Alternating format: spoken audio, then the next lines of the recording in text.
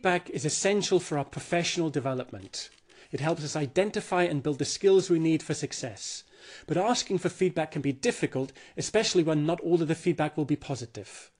This bite-sized training film will look at and explain the CSS tool. CSS stands for Continue Doing, Stop Doing and Start Doing. And it's great when you want to ask for focused, action-based feedback on your own performance. The tool can also be used by a team working together to focus on a future strategy. The CSS tool involves asking for feedback by asking 3 simple questions. What should I continue doing? What should I stop doing? And what should I start doing? It can be very effective and has many benefits. First, it's reassuring. The questions push others to think of specific things that you do well and also encourages them to say what you could do better. The process is action-focused. The comments made give you a practical insight into the impact of your behaviour on others and explains precisely what you need to do to improve. And finally, the questions are fast. In many cases, they allow people to give good quality feedback in just a few minutes. So how does CSS work in practice, and from who, when and where should you ask for feedback? You can ask, of course, from your boss, as well as the rest of your team, or actually anyone that you work with. Feedback could be asked at any time, and I recommend at least every quarter during a performance review. Of course, you need to listen to what they say, then analyse the answers to see if and how you can put what they said into practice so that this will positively impact the results you and your team are getting. Let's look at each of these 3 questions in turn. First, begin by asking, what should I continue doing? Answers here should be to continue with things that are working well. For example, weekly reports, using Prezi for presentations, SUSHI Thursday with the whole team. These are any actions and behaviours that your boss and colleagues like that are productive and add value to the business. You also need to understand how you could incorporate these suggestions more fully into your role. So think about the following. Do any of these suggestions surprise you? If so, why? Do any of these behaviours resonate with you emotionally? For example, do you experience a state of flow when you're engaged in them? The next question to ask is, what should I stop doing? The answers could include the following.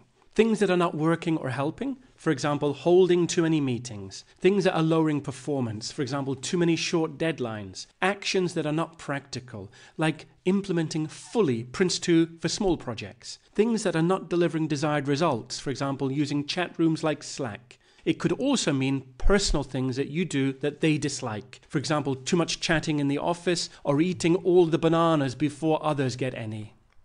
After you have the stop doing answers, you need to look closely at the behaviour that you're being asked to stop. Do you understand the feedback and why it's important to the person who gave it? If not, ask for clarification. Is this behaviour closely tied to your personality? If so, you may need to work extra hard to change, as new behaviours could feel uncomfortable at first. It can be hard on you to learn that you're doing something that your boss or your colleagues want you to stop. However, remember that they will hopefully be looking at this from a business perspective and not making a personal criticism. Try to manage your own feelings and focus on the value in what they're saying. And finally ask, what should I start doing? Answers could include the following. Things that are not being done but should be done. For example, have meeting agendas circulated at least 24 hours in advance. Things to begin doing to get better results. For example, employing more interns in the summer months. And things worth trying or experimenting with. For example, using outsourced media social marketing. The feedback that you receive with this last question points to gaps in your current performance.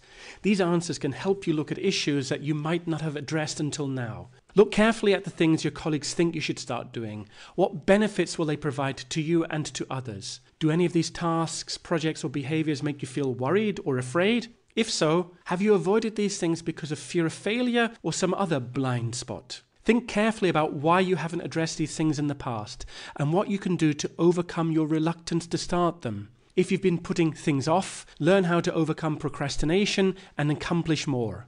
Do any of these new activities require skills or information that you don't have? If so, create a plan for gaining the skills you need to succeed. If, after reflection, you still don't understand why starting something new is important, ask for clarification from the person who gave you the feedback. You may also benefit from some coaching on the subject.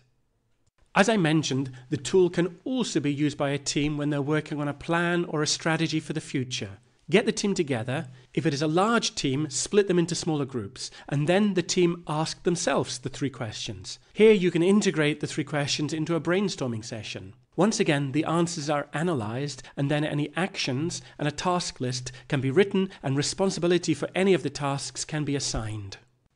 So, just in summary, the CSS tool involves asking for feedback by asking 3 simple questions. What should I continue doing? What should I stop doing? What should I start doing?